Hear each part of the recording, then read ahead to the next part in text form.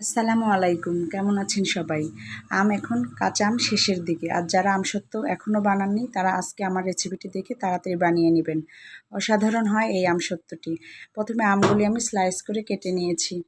আমগুলি ধুয়ে পাতলা পাতলা করে স্লাইস করে কেটে নিয়েছি। যদি মোটা করে কাটা হয় তাহলে একটু সময় বেশি লাগে, তাই এগুলো আমি পাতলা করে কেটে নিয়েছি।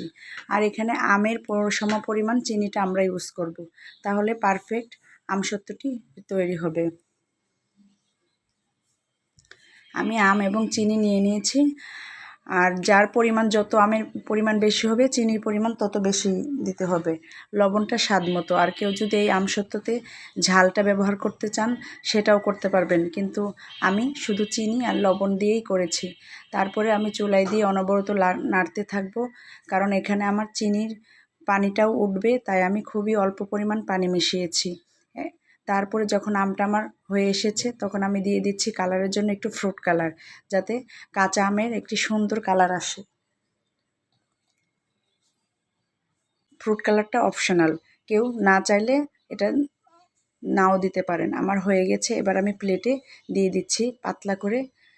আর এটা আমি রোদে শুকাবো। একটা একটু বেশি পাতলা দিয়েছি, আর একটি হালকা ঘন দিয়েছি। শুকানোর পরে পাতলাটা আমার আরও বেশি পাতলা হয়ে গেছে, আর ঘনটা একটু গাঢ় রয়েছে। আর শুকানোর আগে পরেই আমার মেয়ে খেয়ে ফেলেছে 2 প্লেট। এবার উঠিয়ে দেখেন কতটা সুন্দর হয়েছে। আপনিও ঘরে বসেই বানাতে পারেন।